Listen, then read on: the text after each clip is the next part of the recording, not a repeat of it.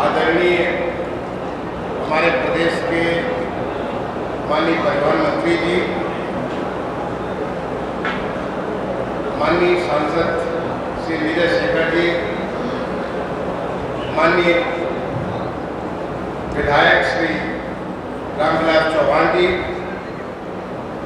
माननीय सदस्य विधान परिषद पप्पू भैया, हमारे Sanjay Gandhi post graduate research institute STPTI जिसके नाम से जानते हैं, वहाँ के निदेशक डॉक्टर धीमन साहब,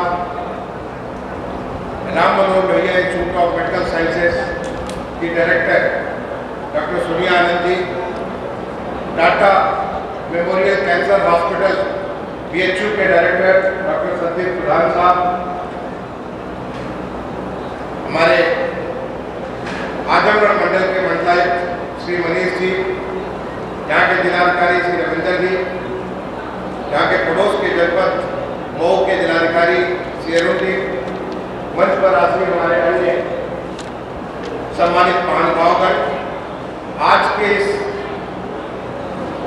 इस बेहतरीन कार्यक्रम में उपस्थित तमाम सारे सम्मानित देवियों, सज्जनों, प्यारे बच्चों, मैं बोल रहा हूँ डॉक्टर श्री जगत नारायण जी जो कि हमारे संजय जी के पिताजी हैं, उनको भी मैं प्रणाम करता हूँ। डॉक्टर संजय सिंह जी जो कि जिस अस्पताल के निदेशक हैं, उनको भी मैं प्रणाम करता हूँ। मैं आप सबको अभिनंदन करता हुआ सबसे पहले तो मैं हमारे देश के पूर्व प्रधानमंत्री, देश के अभूतपूर्व जननायक, एक लंबे अवधि तक भारतीय संसद की सेवा करने वाले श्री चंद्रशेखर जी को मैं अपने तरफ से और आप सबकी तरफ से प्रणाम, वंदन और अभिनंदन करता हूँ। मुझे सौभाग्य मिला था सबसे पहले उनसे करीब 12 साल की उम्र में उस विद्यालय में जहाँ पे मैं भी पढ़ा हूँ कुछ 6-7 महीने के लिए, और हमारे माननीय मंत्री जी तो वहीं से इंटरमीडिएट किए हैं, लक्ष्मी राज देवी इंटर कॉलेज वहाँ का मैं विद्यार्थी था, और माननीय चंद्रशेखर जी वहाँ पे सतीश डिग्री कॉलेज में मुख्य अतिथि के तौर पर आए थे। वहाँ पे मेरी सबसे पहले मुलाकात हुई एक छोटे बच्चे के रूप में, उसके बाद तो हमने बहुत दूर नज़दीक से और दूर से हर तरह से जानने का मौका मिला। बहुत खुशी हो रही है जान करके कि उन्होंने जो सपना देखा था, और वो सपना देखा था अपने खुद के अनुभव से। उनको एक घोड़ा हुआ और घोड़े को चीरा लगा करके इतना सारा मवाद निकला, इतने 3 महीने तक इतने तकलीफ में रहे, और बाद में उनकी माँ एक बीमारी से, हैजा जैसी बीमारी से उनसे दूर हो गए। तो जो एक सदमा लगा उस वजह से उन्होंने 1952 में जब हमारा देश आज़ाद हुआ उस समय, उसके थोड़े दिनों के अंदर उन्होंने यह सपना देखा कि अपने गांव में एक ऐसा अस्पताल बनाएंगे जिससे कि आसपास के इलाके में किसी को भी बीमारी से तकलीफ न हो और वह बीमारी से उसका इलाज हो सके। और 52 से चला, जिसको हमारे आदरणीय श्री जयप्रकाश नारायण जी ने जिसकी नींव रखी, और उसका अल्टीमेटली अस्पताल बनकर के 1980 में तैयार हुआ। लेकिन इतने सालों के बाद ये अस्पताल इंतजार कर रहा था अमृत काल का, ये अस्पताल इंतजार कर रहा था आज़ादी के अमृत महोत्सव का, ये अस्पताल इंतजार कर रहा था जो देश में एक परिवर्तन की लहर आई है माननीय प्रधानमंत्री जी के नेतृत्व में 2014 से एक तमाम परिवर्तन की लहर पूरे देश में आई है, उसका इंतजार कर रहा था। ये अस्पताल इंतजार कर रहा था माननीय हमारे मुख्यमंत्री जी श्री योगी आदित्यनाथ जी का, जो आज उत्तर प्रदेश पूरा एक नए उत्तर प्रदेश को बदल रहा है। तो ऐसी चीजें जो बड़े चीजें बन रही थी, लोगों की सोच थी, चाहे हमारे स्वतंत्रता संग्राम सेनानियों ने सोचा हो, हमारे देश के तमाम सारे कर्णधारों ने सोचा हो, और उनमें से एक बहुत बड़े कर्णधार हमारे माननीय श्री चंद्रशेखर जी हैं, आज उसको मूर्त रूप होते हुए अमृत काल में देख करके कितनी खुशी हो रही है, मैं आपसे बयान नहीं कर सकता। मैं चूंकि इसके बगल के गांव का रहने वाला हूँ, मेरी जानकारी में थी कि इब्राहिम पट्टी में एक अस्पताल बनाया गया था, अच्छा खासा अस्पताल, जिसका आपने जब तस्वीरें जब वीडियो देख रहे थे तो किस बुरी हालत में था। वहाँ पे शायद कोई जाने में भी डर लगता किसी को।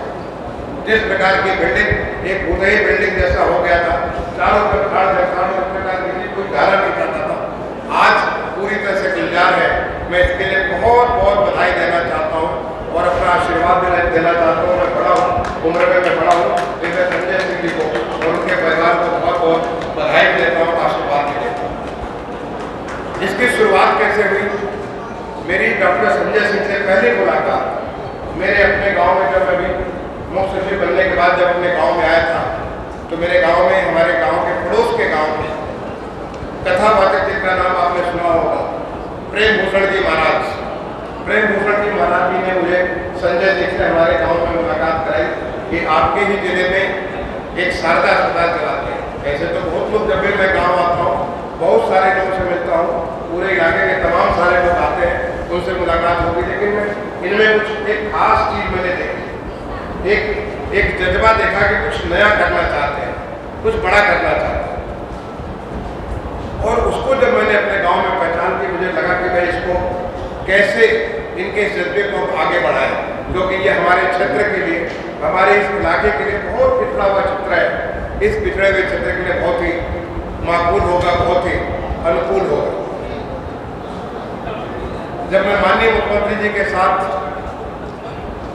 बलिया आया था, 1942 आंदोलन का जो बलिया का एक खास आंदोलन, जो चित्तू पांडे जी का बलिया को आज़ाद कर दिया था उन्होंने, उस आज़ादी के अमृत महोत्सव उसको मनाने के लिए मैं मुख्यमंत्री के साथ बलिया आया था।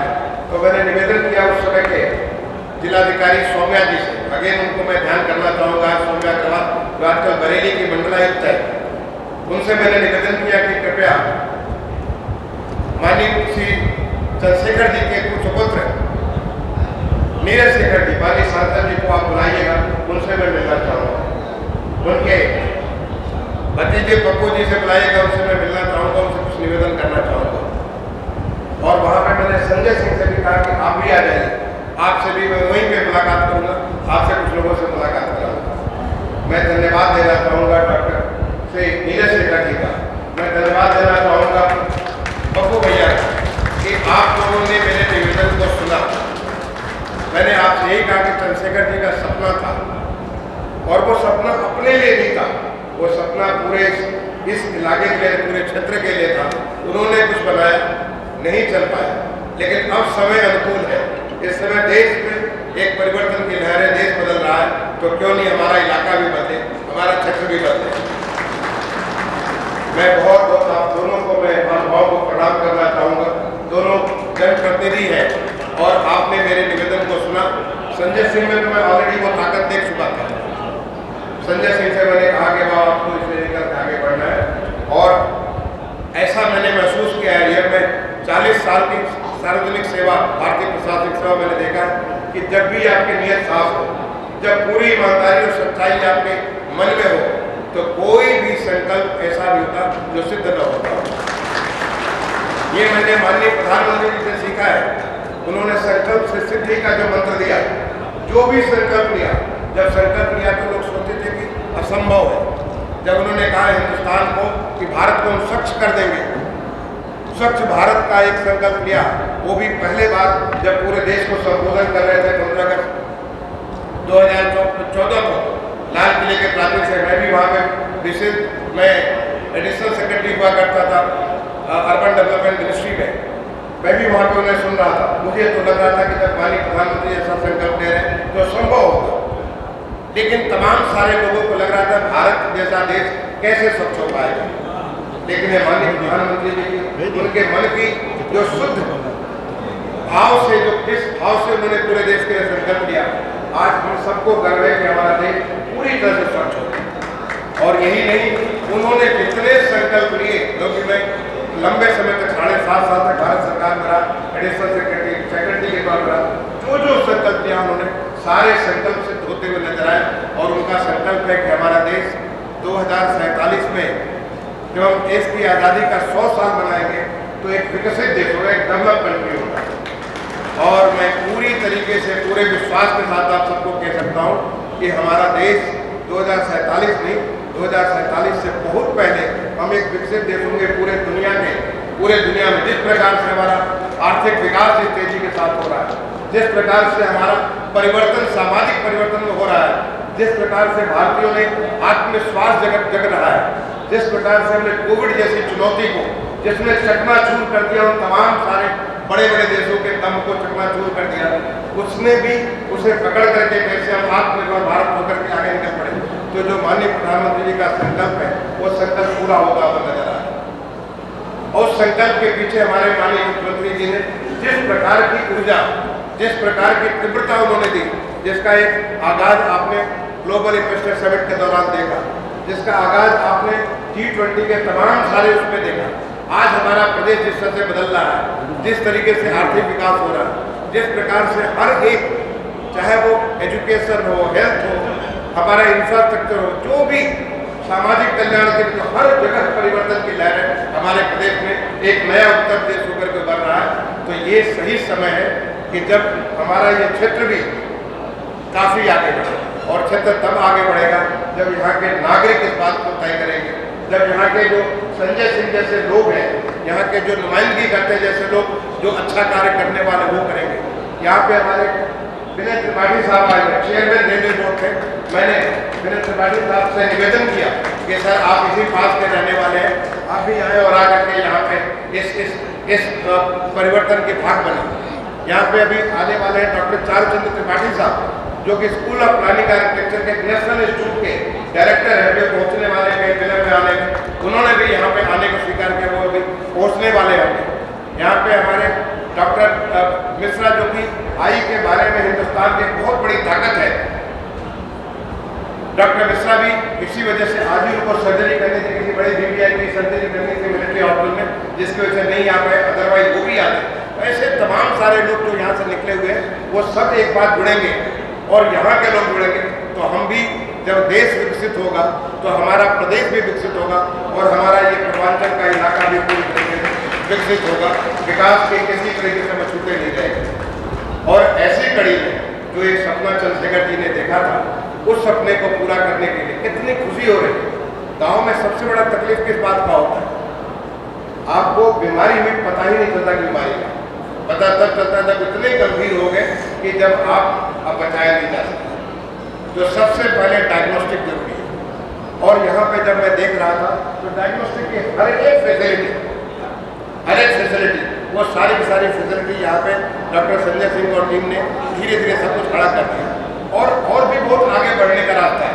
और इसी को देखने के लिए डॉक्टर भीमन आए, यहाँ पे डॉक्टर प्रधान साहब आए, डॉक्टर सोनिया जी आई है, और यहाँ पे हमारे टाटा मेमोरियल हॉस्पिटल बॉम्बे से भी डॉक्टर चतुर्वेदी आने वाले थे। किसी जरूरी काम की वजह से मुझे 3 दिन पहले फ़ोन किया कि मैं नहीं आ पा रहा हूँ, वो भी आने वाले थे। ऐसे तमाम लोग इस यहाँ पे जुड़ेंगे। मुझे मेदांता हॉस्पिटल से डॉक्टर त्रिहन के यहाँ से यहाँ पे डॉक्टर देखने को मिले। ऐसे बहुत लोग जुड़ेंगे, क्योंकि जब आप अच्छा काम करते हैं तो याद करिए, पंडित मदन मोहन मालवीय के पास कुछ नहीं था, लेकिन उन्होंने एक संकल्प लिया, भारत पंडित मदन मोहन मालवीय ने एक संकल्प लिया कि मैं एक विश्व स्तरीय विश्वविद्यालय बनाऊंगा। और देखते देखते उन्होंने भारत जो हमारा BHU है, BHU की उन्होंने 1916 में स्थापना कर दी। तो इतना कुछ नहीं था, इतना बड़ा विश्वविद्यालय जो दुनिया का विश्व स्तर का विश्वविद्यालय है, उसको उन्होंने स्थापित कर दिया। तो एक बार ये तय करने की बात है, और वो तय कर लिया डॉक्टर संजय सिंह ने और यहाँ के लोगों ने। मुझे बड़ी खुशी है कि आपने डायग्नोस्टिक इतनी सारी फैसिलिटी खड़ा कर दी है, इतने सारे इलाज की फैसिलिटी खड़ा कर दी है, OPD की फैसिलिटी खड़ा कर दी है। और ये जब धीरे धीरे आगे बढ़ेगा तो जो सबसे बड़ा लाभ होगा, जो कि अनुबंध हुआ है डॉक्टर धीमन साहब से और संजय सिंह के आपके इस अस्पताल के बीच में, ये इस अनुबंध के तहत आने वाले समय में हमारा RML वहाँ से भी अनुबंध होगा, BHU का जो हमारा कैंसर उससे भी अनुबंध होगा, कि यहाँ के लोगों को सीधे आप वहाँ कनेक्ट कर दें। आज हमारे देश में जिस प्रकार से आयुष्मान भारत के माध्यम से हर गरीब को वो सारी की सारी सुविधा उपलब्ध है जो किसी एक अमीर को उपलब्ध थी। पहले आम आदमी को बीमारी होती थी, वो तो पूरा गरीबी के नीचे चला जाता था, उसके पास इतनी धन दौलत नहीं होती थी, अपने चीज़ों को बेच करके वो बिल्कुल गरीब हो जाता था, पूरा परिवार गरीबी में चला जाता था। लेकिन जो माननीय प्रधानमंत्री जी ने आयुष्मान भारत के माध्यम से हर एक गरीब को बीमित कर दिया। लगभग 50 करोड़ लोग से 50 करोड़ से ज़्यादा लोग बीमा के आच्छादित हो गए। तो अब वो किसी भी अच्छे अस्पताल में जाकर अपना इलाज कर सकते हैं। एक बार आपको जानकारी मिल गई तो फिर यहाँ से आप बीचू जा सकते हैं, आप बॉम्बे जा सकते हैं, आप लखनऊ जा सकते हैं, हर जगह आपका इलाज हो सकता है, क्योंकि पैसा आपके सामने, पैसे की समस्या कभी आड़े नहीं आएगी। ये आपका बेसिक हॉस्पिटल हो गया जहाँ से आप कहीं भी जा सकते हैं। तो मैं इस काम के लिए जो देखे यहाँ पे चाहे हड्डी का विभाग होगा, यहाँ पे मुझे बड़ी खुशी हुई, डॉक्टर साहब का नाम मैं भूल गया मैडम का, कि जो बच्चा पैदा होने के लोगों को तकलीफ होती है तो IVF की फैसिलिटी इस हॉस्पिटल में जो एक नई टेक्निक आई है, उस नई टेक्निक से बच्चा के उसके बारे में आप यहाँ पे डॉक्टर साहब इतने साल इतने अनुभव के बाद बताया कि 2000 ज़्यादा बच्चे आप इस IVF टेक्निक के माध्यम से कर चुके हैं, वो भी इस अस्पताल में आपकी सेवा देंगे और बहुत सारे लोग वॉलंटियरली आकर के सेवा देंगे। क्योंकि एक बार आपकी नीयत अच्छी है, आपकी नीयत अच्छी है, आप अच्छा काम करना चाहते हैं तो हर कोई ऐसे संकल्प के साथ वो जुड़ जाएगा और जुड़ करके हम लोगों को फायदा पहुंचाएगा। तो मैं अपने तरफ से वो हमारे जिलाधिकारी और मंडलायुक्त क्योंकि जो सौम्या जी और रविंदर, ये दोनों ने इस अस्पताल को आगे बढ़ाने में काफ़ी मदद की। मैं दोनों की तारीफ करना चाहूँगा। हमारे मंत्री जी जो यहाँ के मंत्री अभी यहाँ पे एक और मेंबर ऑफ पार्लियामेंट मैंने निवेदन किया, मत साहब वो भी थे, जब पीछे बलिया मीटिंग की तो वो भी आने वाले, सबने इसकी मदद की। और अभी तो हमारे चंद्रशेखर जी के, हमारे माननीय प्रधानमंत्री जी के शर्मा जी आए हुए यहाँ पे दिल्ली से आए हुए, वो भी एक बहुत बड़ी घोषणा करने वाले कि आप इस अस्पताल के लिए क्या देने वाले हैं।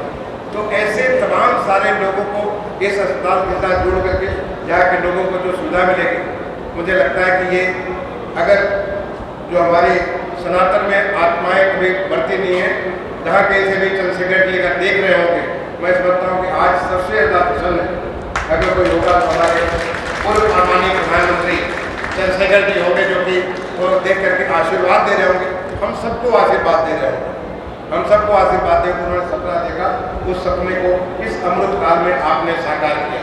तो मैं इस पूरे इलाके के आप सबको बहुत बहुत बधाई देता हूँ, बहुत बहुत शुभकामनाएं देता हूँ और आशा करता हूँ कि अस्पताल अब दोबारा उस पुरानी स्थिति में न जाकर के आगे और आगे बढ़ता जाएगा और अच्छा सेवा करेगा।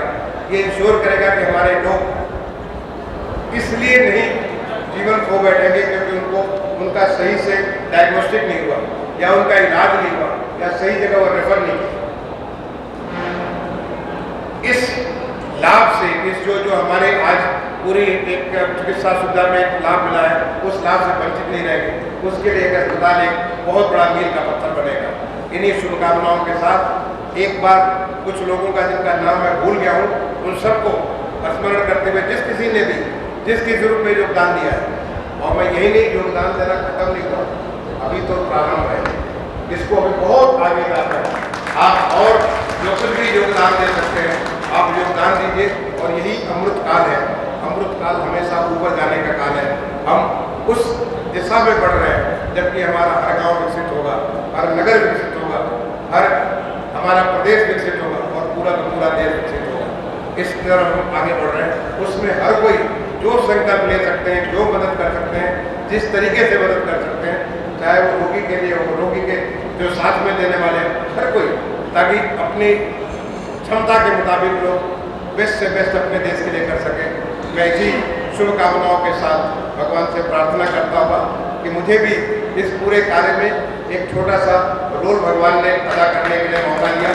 मैं उसके लिए परमात्मा को बहुत बहुत प्रणाम करता हूँ कि मुझे एक छोटा सा रोल इस कार्य में मिला और आगे भी इस कार्य को मैं आगे करता रहूँगा। आप सबको अभिनंदन करता हुआ अपनी वाणी को विराम दूंगा। धन्यवाद। जय हिंद।